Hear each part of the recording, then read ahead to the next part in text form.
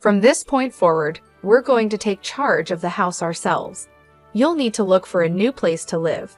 My brother and his wife, with my mother's backing, are insisting I leave, viewing me as a hindrance.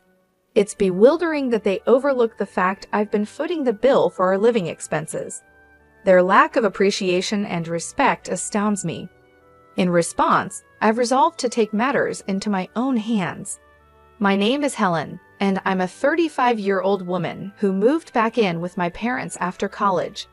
Venturing out into the world proved more challenging than expected. Initially, I looked for jobs while receiving unemployment benefits.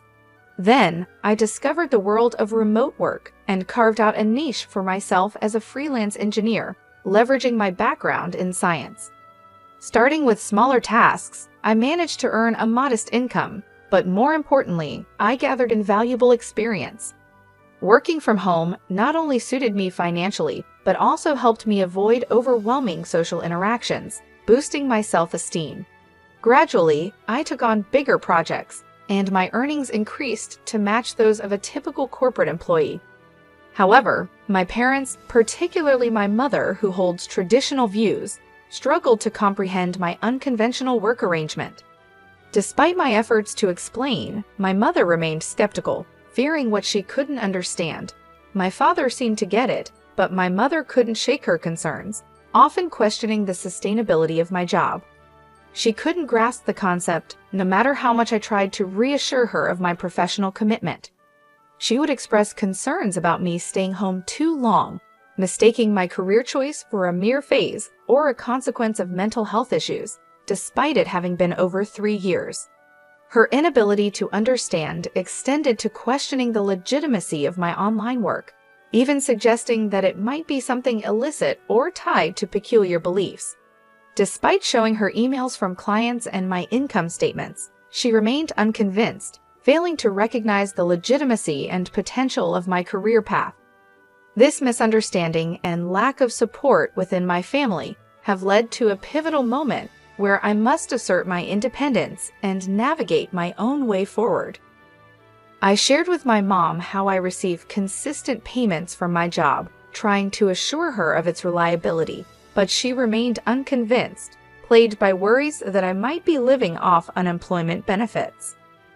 The thought of moving out on my own had crossed my mind, yet I hadn't managed to save enough money for such a step. Around the same time, my dad's health took a turn for the worse, requiring nursing care after an early retirement that led to a decrease in our family's income. When I voiced my concerns, he comforted me, saying, "Oh, Helen, I have my pension. We'll manage." Given my mother's tendency to overspend, I couldn't help but question, "Are you sure we can make ends meet?" Nonetheless, we had to make do with what we had, our savings.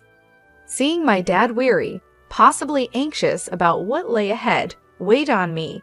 He had always been there for me, supporting me through college and my return home due to mental health challenges. Leaving him in such a situation seemed unthinkable. My mom, too, was taken aback by my dad's sudden health issues. Wanting to give back and support my family, I decided to stay. "Don't worry, Dad. I've got this," I assured him. His surprised response, "Really? But can you really afford to?"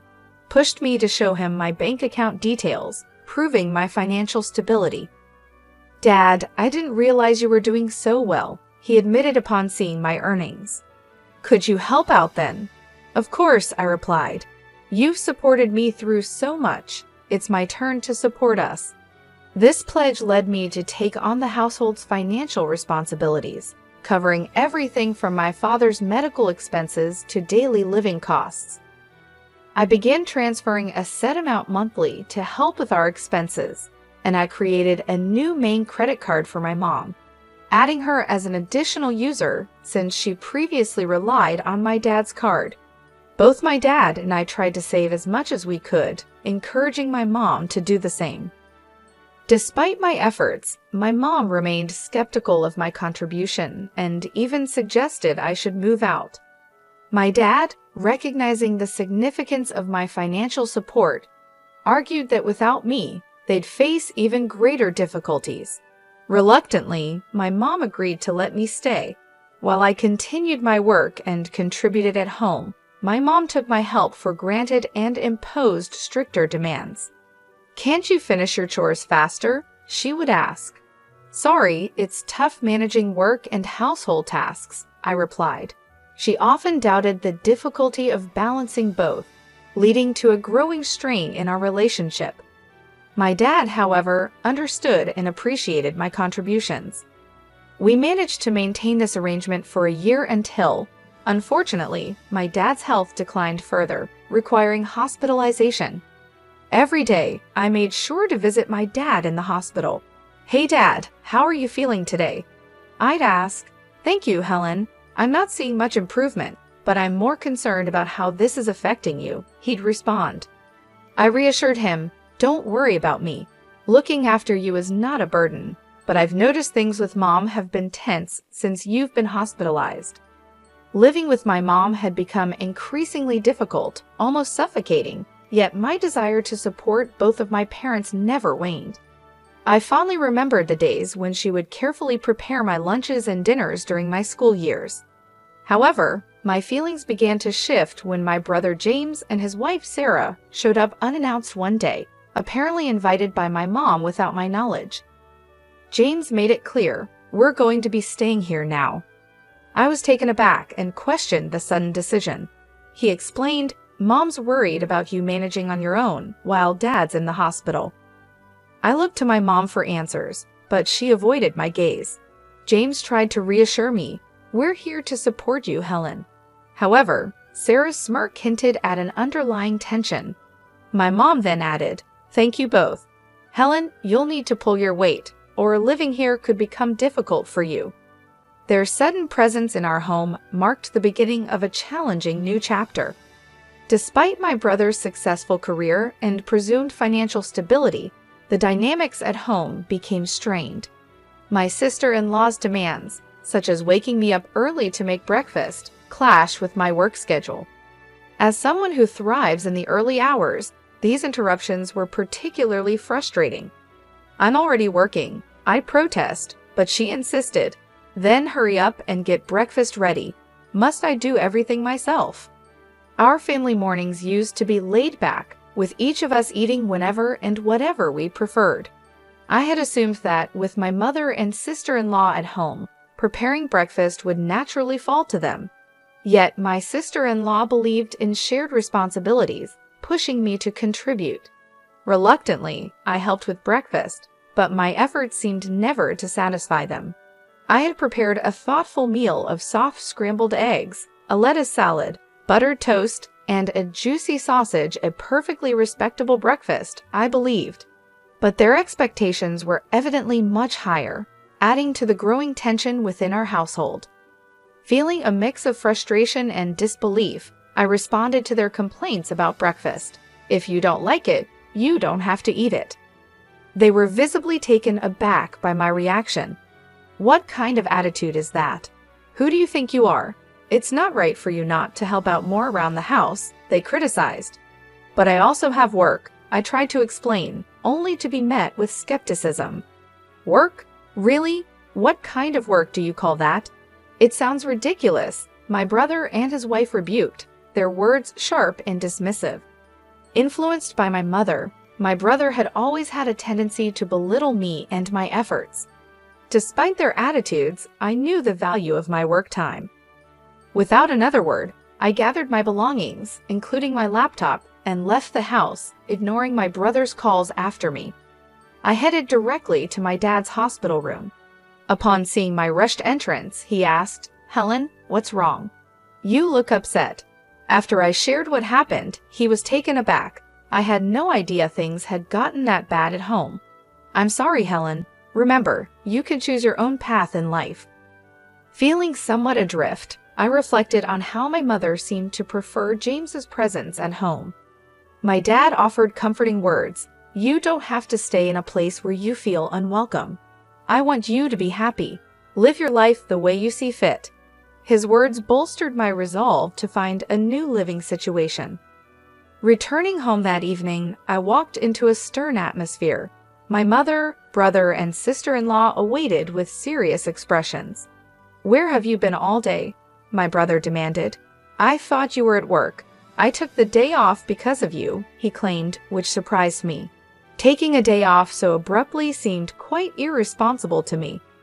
As the confrontation escalated, my brother and his wife made their stance clear. "Get out," my brother stated. "Why?" I asked, confused. "From now on, the two of us will live here. If you're not willing to fit in, you should leave."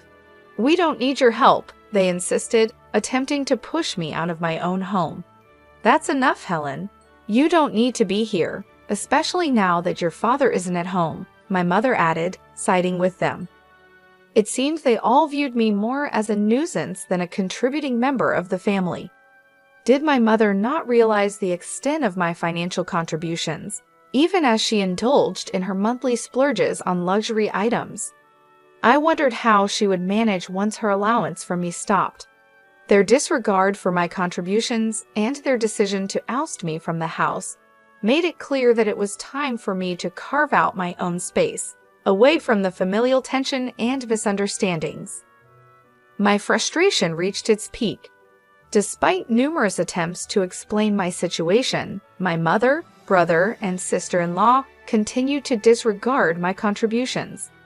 Pushed to my limits, I decided it was time for a strategic move, a sort of wake-up call for them. I discreetly transferred the funds from the bank account tied to my mother's credit card into another account under my control, curious to see her reaction when she found her card declined. Likewise, I reallocated some money from my father's account, which had been essential in supporting our household expenses. From then on, only his medical costs would be taken from this particular account, a detail my mother was not aware of. This shift placed a newfound financial pressure on my brother and his wife, challenging them to shoulder the burden I had held for so long. After setting my plan into motion, I packed up my life and announced, "I'm leaving this place." Their faces registered surprise at my declaration. Despite their continuous negative treatment, they hadn't expected me to actually make such a decisive move. However, their smirks seemed to suggest they found some pleasure in my departure. "You're finally leaving. There was never anyone as bothersome as you," they taunted, confident I wouldn't return. "Of course, I won't. And don't bother contacting me," I retorted. As I walked away, they were still smiling, but I wondered how long their amusement would last once reality set in. In my new sanctuary, I found peace and the space to fully dedicate myself to my work. Then, unexpectedly, my brother reached out, his voice laced with surprise and a hint of desperation. "I thought I made it clear not to contact me." "What's the matter?" I asked, not hiding my annoyance. "Oh, that? Well, we didn't know.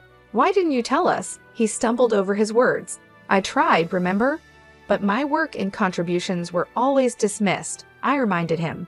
He tried to shift blame. "Well," Mom said, and I guess I got confused. "That's not really my fault, is it?" "No, it's not. But now you're experiencing the financial strain. Mom's spending habits, coupled with the unpaid bills, it's all on you now. Managing all that was part of how I supported the household. Now that I'm gone, you'll need to figure it out," I explained calmly. The reality of their new financial responsibilities was a stark wake-up call for my brother. Without me to rely on, they were forced to confront the consequences of their actions and attitudes. This move wasn't about revenge. It was about asserting my worth and the value of my contributions, teaching them a lesson in respect and responsibility as I embarked on a path to personal and professional fulfillment. I was taken aback when my brother reached out for financial help. "I need you to transfer some money into my bank account," he pleaded urgently. I couldn't help but express my disbelief. "Are you serious? You work for a large company. Shouldn't that be enough?"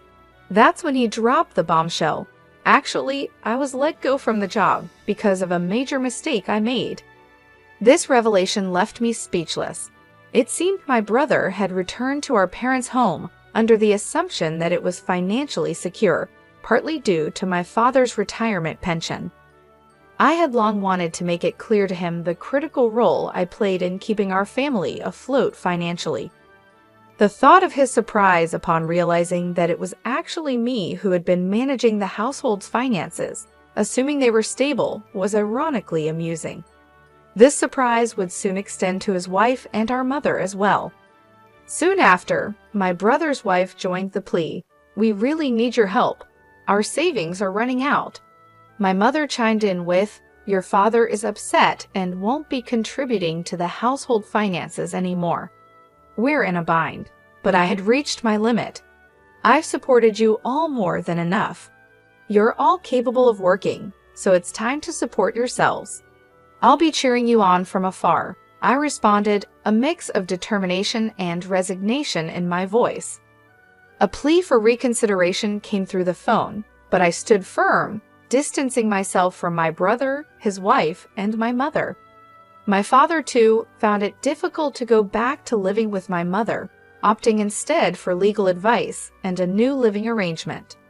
Thankfully, this allowed me to visit him daily, maintaining our bond.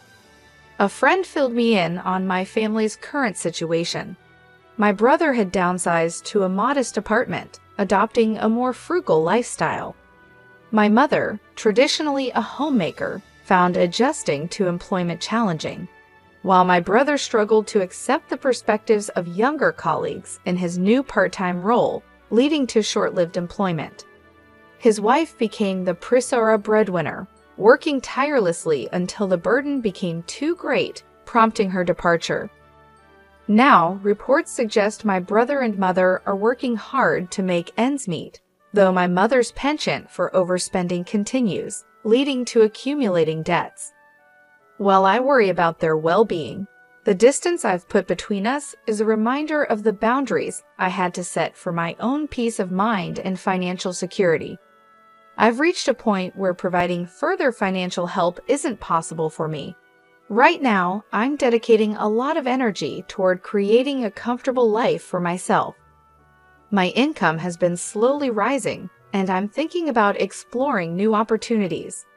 One of my biggest goals is to visit my dad every day. I want to spend quality time with him and see his joyful smile more often.